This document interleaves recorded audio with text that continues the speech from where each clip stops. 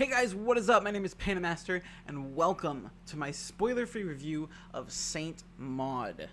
So, this is a British psychological horror film that was originally released back in 2019 at TIFF, and then released back in October in the UK, but it is now finally out in the US through Epix. It came out last Friday, and let's talk about this. This is a brand new very interesting religious horror film. So let me say right off the bat, if you like Midsommar, sorry, this is it. This is for you. I'd say it's a mix between that and like Sinister, maybe. There's plenty of body horror. There's plenty of just disturbing, disgusting things going on in this film. It's not like a particularly gruesome film. I would say it would be similar in it has the vibes of the one movie, I forget what it was called. It starred Chloe Grace Moretz, and if anybody saw that movie, I don't want to spoil it, but the big turn it took in the second act, it's very similar to that. I'm looking it up because Greta, there we go, very similar to Greta, but less focused on thriller and more on horror, I would say, would be like the mood of this film. So, first off, I want to talk about, I'm going to mispronounce her name, Morfydd Clark. She's a Welsh actress who stars in the titular role. Absolutely kills it. Just the amount of, like, awe I felt during many pivotal moments with her. Just awe-inspiring. Really, really great job. 100% props to her. Did a really fantastic job in this role. But yeah, essentially what this movie is about is a nurse named Katie, who now goes by Maud, is now attempting to she becomes obsessed with a former dancer in her care. She's a forget what those are called. She's a private palliative care nurse. There we go. And so she's caring for this woman with stage 4 lymphoma, and so she is in a wheelchair, but she becomes obsessed with trying to save her soul, essentially. And there's just a lot of creepy, disturbing stuff in this, and I think I said earlier that there's a lot of body horror. I don't want to necessarily say that. There's not as much as I expected going into it, but there are definitely plenty of moments where it's like, oh, and it's a disturbing movie. It is a very disturbing movie, but it's definitely really interesting. Probably my one real issue with it is towards the end of the first act. So they spend the most of the first act attempting to set up Maud as this character who, this, I guess, anti-hero, this flawed protagonist. But then they sort of, like, they go a little back and forth. I don't feel like Rose Glass, who, this is her feature directorial debut. Like, so, first off, congrats to her. She did a phenomenal job. I cannot wait to see what she does next. But, I feel like she struggled a little bit trying to determine Maud's, I guess, moral compass. I feel like it falters a little bit in between the first and second acts, like around that transitional period. Because we see some moments where it's like Maud does some stuff that's like straight up terrible, like where she's just like an evil person. But then we see, and it's like that she's actually not really a bad person. Like she is a pretty good person. She just has a lot of psychological issues, and we've seen that in plenty of times where it's like the villain in a film is, they are so because of some sort of horrible thing that happened to them, that sort of thing. But this is a little different in the fact that I don't like, it feels almost like Rose didn't know whether she wanted this person to be a just a flawed protagonist or just a straight up villain through and through. Sorry. And so I think there's a little bit of confusion there.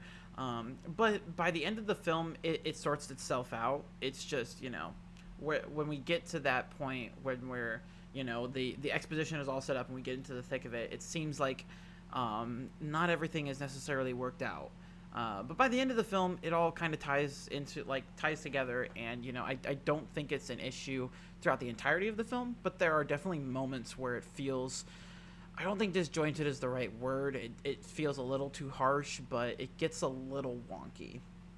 But I think the atmosphere of this film is absolutely just like disturbingly eerie. And there's a lot of really good stuff here. I wouldn't call it, there's no jump scares here or anything like that.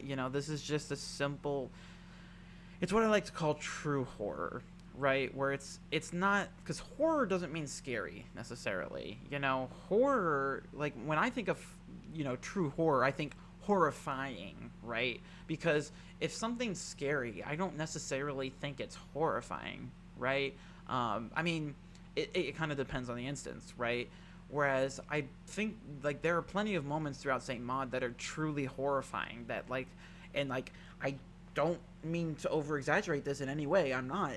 There were times, multiple times throughout this film, where I was watching and just had a disgusted, horrified look on my face at the events that were occurring. I was just like, what the hell is going on here? And it's just like, it's an insanely disturbing movie, and I don't mean that in a bad way. I don't think it oversteps its bounds, I don't think it's, like, distasteful. I think everything is done very well, and, I think there are enough moments where it's, like, it's definitely a slow-paced movie, right? This is not a thriller, right? Like Greta. This is not an action-paced, like, film. This is a very slow and methodical film. It's all about, looking and seeing about reactions and what's going on, which also the supporting actress Jennifer Ale, I don't know if I pronounced that right, who plays the dancer in Maud's Care, does a really great job with that as well, about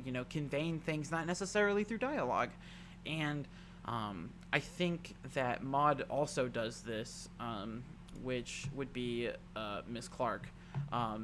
She does a great job, but also it's difficult to figure out where Maud's head is at, in a sense, and like it's not, I don't say that as a flaw. I say that as, it's because I think, and I believe Rose Glass's intention here was, I don't think Maud knows what her moral compass is either. I just think there are some drastically different things that go on towards the end / beginning of the first and second acts that just feel too drastic to be, realistically capable in the situation that we've seen thus far. It just feels a little bit much. But overall, I mean, Maud, I don't think Maud knows her own moral compass, and I think, I mean, she does display a lot of bipolar tendencies. As someone who is bipolar and has bipolar disorder, I would not, I'm sorry, I'm trying to figure out the way to word this, but she's probably bipolar. That's, I wanted to more eloquently say that, but I would not be surprised if she were bipolar, because she definitely has lots of tendencies like that, where she has manic states, she has depressive states. There's a lot of self-harm in this movie, which, I should, I guess, say a content warning, if you struggle with, if you're struggling with, mental health, different things like that, specifically self-harm, this might be a little much for you, because this is a dark movie. This is a dark movie, and a lot of it deals with religion. I mean, like I said, it's called Saint Maud. This is a girl who is wholeheartedly convinced that she is part of a divine plan by God, right? And she needs to save this woman's soul. And, it explores religion in a really interesting way. It actually name drops William Blake, which is this poet who essentially condemned organized religion, but said that God exists. He basically said that the church has it wrong, that you know you should be able to. And I'm no expert on William Blake. I just thought what they mentioned in the movie was interesting, so I looked him up. And I'd honestly like to read some of his work on it because I think it's really interesting and it kind of echoes some of my thoughts about organized religion, as someone who grew up Lutheran. But he basically says that God wouldn't punish people for indulging in being happy. I mean, it's obviously much more complex than that, but he essentially says that, organized religion is very much about punishment versus, I mean, just punishing, like God punishing people for things that he does not consider punishable or that need to be punished and that sort of thing. And that it's just become, some sort of way for people to condemn those they see as inferior, that sort of thing, which I mean, I feel like, there might be some logic to that.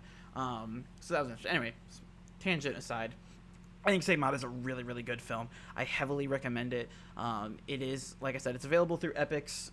You can get it, how I watched it, Amazon Prime channel, baby. So you can do that. Really recommend this film. I think it's really cool. And, for her first film, Rose Glass really knocked it out of the ballpark.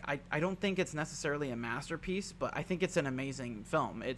It's definitely one of the best horror films I've seen in quite a long time. I think horror films kind of get away with being bad sometimes, as long as they provide scares, right?